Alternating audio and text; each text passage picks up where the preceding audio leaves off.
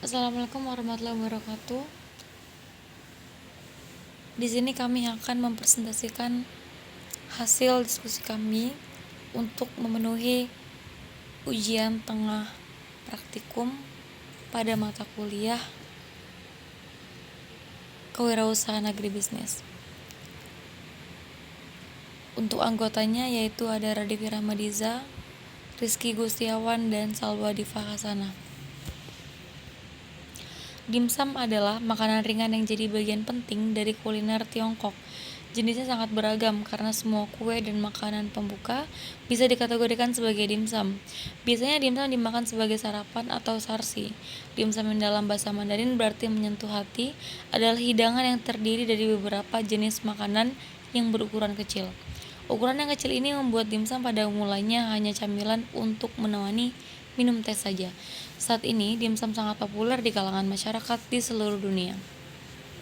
Hambatan berjualan dimsum yaitu yang pertama, belum menemukan tempat yang strategis dan tempat pasar yang sesuai.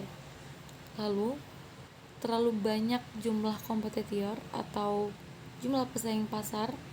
Lalu, ketepatan order saat penjualan secara online belum begitu teratur. Dan penggunaan waktu berbisnis yang kita punya masih belum begitu efektif. Selanjutnya akan dilanjutkan oleh teman saya yaitu Salwa Diva Hasana. Resiko yang dihadapi yaitu persaingan yang tepat. Persaingan juga merupakan sebuah resiko yang harus dihadapi. Ada banyak bisnis yang bergerak di bidang yang sama di bisnis milik kita, sehingga risiko yang ada adalah persaingan. Bersainglah secara sehat agar kedua belah pihak tidak dirugikan. Lalu bekerja keras membangun bisnis. Maksudnya di sini adalah risiko ini tentu akan diterima oleh semua pebisnis, yakni terus bekerja keras dalam mengembangkan bisnis. Menjalankan bisnis harus fokus, jujur, tepat, ulet, rajin, dan yang tidak kalah penting adalah ikhlas dalam menjalankan usaha tersebut bila ada tantangan. Lalu kerugian. Ini adalah risiko utama dari kegiatan berbisnis.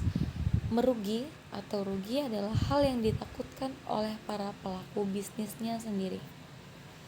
Lalu kondisi pasar yang tidak stabil. Perekonomian yang cenderung naik turun juga menimbulkan risiko yang yakni kondisi pasar yang tidak stabil. Contohnya seperti harga bahan baku yang harganya tiba-tiba melonjak, maka harga produk Anda juga ikut naik.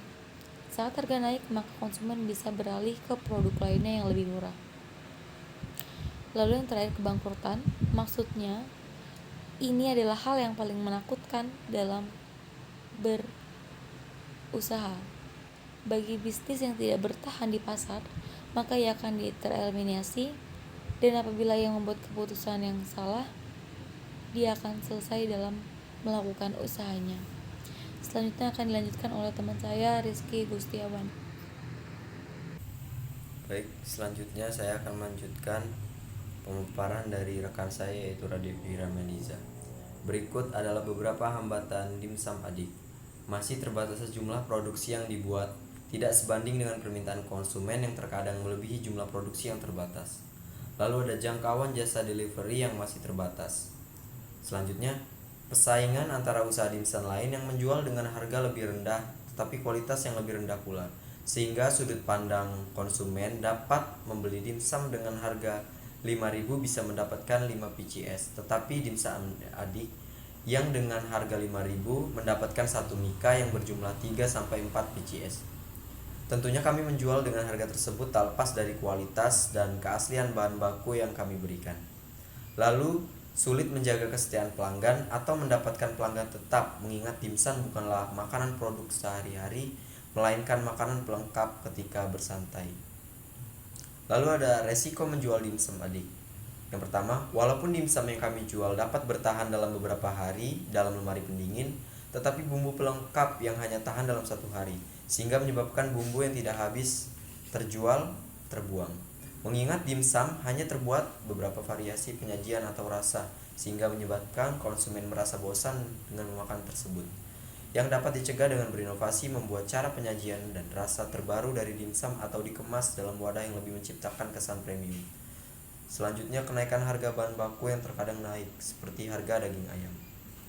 Sekian penjelasan dari kelompok kami. Apabila ada salah kata kami mohon maaf. Kepada Allah kami mohon ampun. Kami akhiri. Wassalamualaikum warahmatullahi wabarakatuh.